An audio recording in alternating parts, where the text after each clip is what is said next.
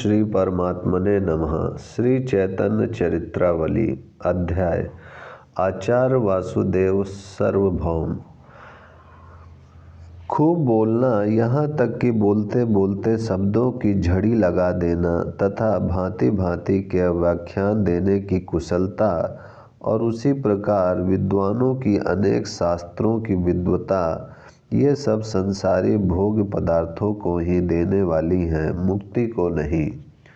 शास्त्रों में बुद्धि दो प्रकार की बताई गई है, एक तो लौकिक बुद्धि और दूसरी परमार्थ संबंधिनी बुद्धि।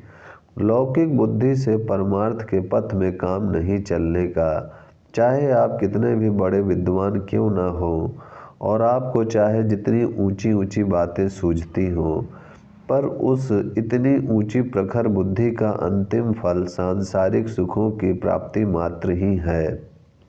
जब तक उस बुद्धि को आप परमार्थ की ओर नहीं झुकाते, तब तक आप में और लकड़ी बेचकर पेट भरने वाले जड़ पुरुष में कुछ भी अंतर नहीं। वह दिन भर परिश्रम करके 4 पैसे ही रोज पैदा करता है और उसी से जैसे तैसे अपने परिवार का भरण पोषण करता है, और आप अपनी प्रखर प्रतिभा के प्रभाव से हजारों लाखों रुपए रोज पैदा करते हैं।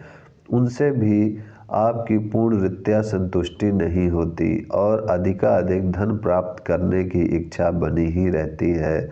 धन की प्राप्ति में दोनों ही उद्योग करते हैं और दोनों को जो भी प्राप्त होता है उसमें अपनी अपनी स्थिति के अनुसार दोनों ही संतुष्ट असंतुष्ट बने रहते हैं। तब केवल शास्त्रों की बातें पढ़ाकर पैसा पैदा करने वाले पंडित में और लकड़ी बेचकर जीवन निर्वाह करने वाले मूर्ख में अंतर ही क्या रहा। तभी तो तुलसीदास जी ने भी कहा है कि काम क्रोध मद लोभ मोह की जब लग मन में खान, तब लग पंडित मूर्खा, दोनों एक समान।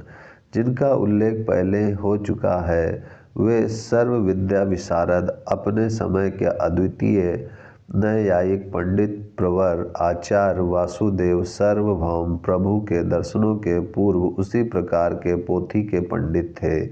उनकी बुद्धि जब तक परमार्थ पथ में विचरण करने वाली नहीं बनी थी, तब तक उनकी संपूर्ण शक्ति पुस्तक की विद्या की ही पर्यालोचना में नष्ट होती थी। आचार्य वासुदेव सार्वभौम का घर नवद्वीप के विद्यानगर नामक स्थान में था। इनके पिता का नाम महेश्वर विशारद था। विशारद महाशय शास्त्रज्ञ और कर्मनिष्ठ ब्राह्मण थे। महाप्रभु के मातामह श्री नीलांबर चक्रवर्ती के साथ पढ़े थे। सार्वभौम 2 भाई थे। इनके दूसरे भाई श्री मधुसूदन वाचस्पति बहुत प्रसिद्ध विद्वान तथा नामी पंडित थे। इनकी एक बहन थी जिसका विवाह श्री गोपीनाथाचार्य के साथ हुआ था। सार्वभौम महाशय की बुद्धि बाल्यकाल से ही अत्यंत तीव्र थी। पाठशाला में ये जिस पाठ को एक बार सुन लेते, फिर उसे दूसरी बार याद करने की इन्हें आवश्यकता नहीं होती थी। पढ़ने में प्रमाद करना तो ये जानते ही नहीं थे। किसी बात को भूलना तो इन्होंने सीखा ही नहीं था। एक बार इन्हें जो भी सूत्र या श्लोक कंठस्थ हो गया, मानो वह लोहे की लकीर की भांति स्थायी हो गया। जिस समय ये नवद्वीप में विद्यार्थी बनकर विद्या अध्ययन करते थे, उस समय नवद्वीप संस्कृत विद्या का एक प्रधान पीठ बना हुआ था। गौड़, उत्कल और बिहार आदि सभी देशों के छात्र वहां आकर संस्कृत विद्या का अध्ययन करते थे। नवद्वीप में व्याकरण, काव्य, अलंकार, ज्योतिष, दर्शन तथा वेदांत आदि शास्त्रों की समुचित रूप से शिक्षा दी जाती थी, किंतु तब तक नव न्याय का इतना अधिक प्रचार नहीं था, या यूँ कह सकते हैं कि तब तक गौड़ देश में नव न्याय तथा था ही नहीं। गौड़ देश की सभी छात्र न्याय पढ़ने के निमित्त मिथिला जाया करते थे। उन दिनों मिथिला ही न्याय का प्रधान केंद्र समझा जाता था। मैथिल पंडित वैसे तो जो भी उनके पास न्याय पढ़ने आता, उसे ही प्रेम पूर्वक न्याय की शिक्षा देते, किंतु न्याय की पुस्तकों को साथ नहीं ले जाने देते थे। विशेषकर बंगदेशीय छात्रों की तो वे खूब ही देख रेख करते थे। उस समय आज की भांति छापने के यंत्रालय तो थे नहीं। पंडितों के ही पास हाथ की लिखी हुई पुस्तकें होती थी, वही उनका सर्वस्व था। उनकी प्रतिलिपि भी वे सर्वसाधारण को नहीं करने देते थे।